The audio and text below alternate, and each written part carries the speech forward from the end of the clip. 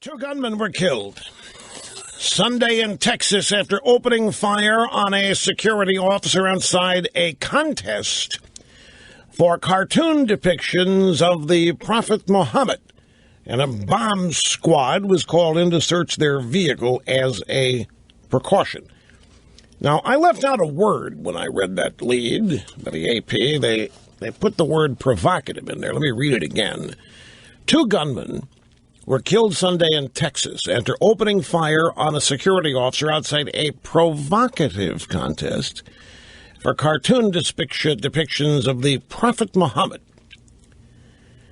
Provocative. You notice how the AP manages to blame the victims here without blaming the perps. Now, the victims are responsible for this. And even this hate monger that runs this specious organization called the Southern Poverty Law Center, which is somewhere in Alabama. This guy named Mark Potok. In fact, we just got a soundbite from this guy. Grab soundbite number 23. Listen to this. This is a classic example of a leftist activist saying, oh yeah, you got the freedom to do what you want. You got the freedom to say what you say. But you better beware that you are responsible for what happens to you, or some such thing. Let's listen. I couldn't agree more. The First Amendment should be defended. Free speech is a good thing. It's integral to democracy. But Pam Geller and her organization is a hate group today, just as they were day before yesterday. I think that is important to remember. She really does specialize in this kind of event. It seems to me it's rather similar to the Reverend Terry Jones burning Korans in Florida. These are provocations that are aimed at stirring the pot, and it doesn't seem terribly surprising that, in fact, they get the response that, in the sense, they're seeking. Yeah, they want to be shot at, right? Yeah, they're trying to provoke being shot at, see. They're provocative. Freedom of speech? Heck yes. Use it all you want, but realize when you do that you are responsible for what happens to you.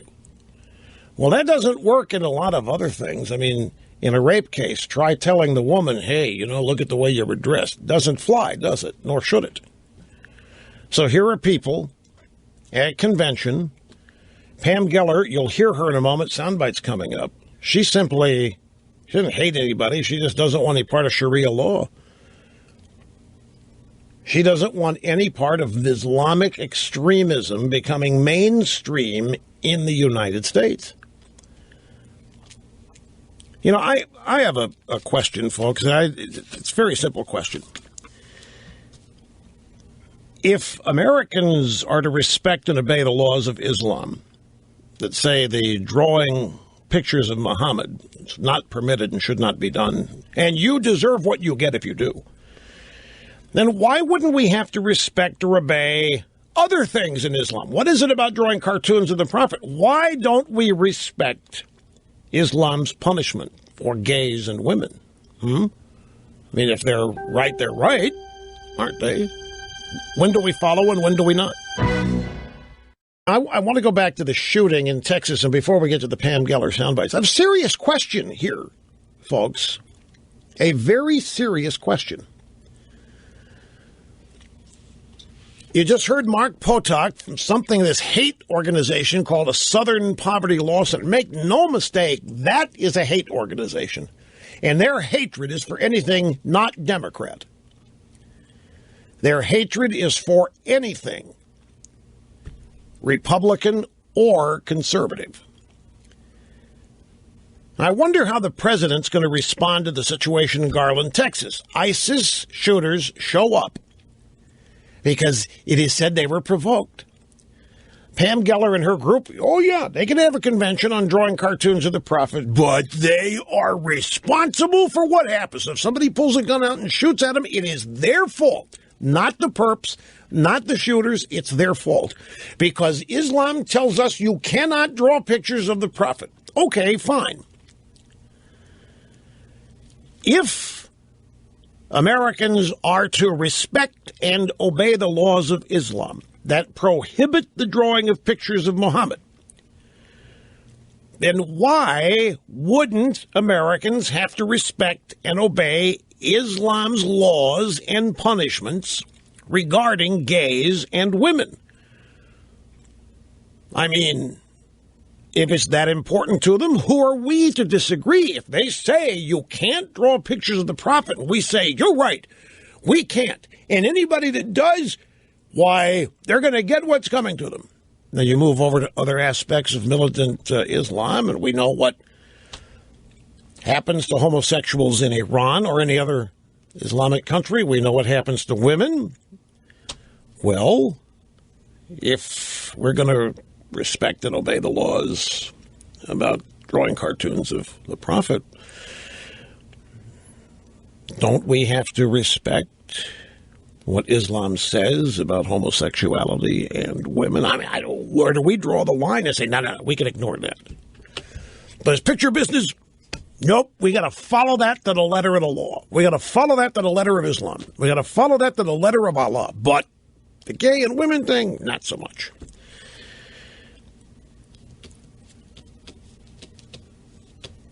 Now, the President of the United States, I wonder if anybody will say that he might have some involvement in this incident in Texas, because was it not President Obama who said something about, yes, the future must not belong to those who slander the prophet. The future must not belong to those who slander the prophet. That would be Pam Geller and her group.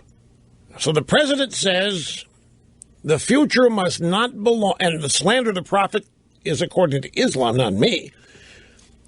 Militant Islam says drawing pictures of the prophet Muhammad is slander. It's criminal.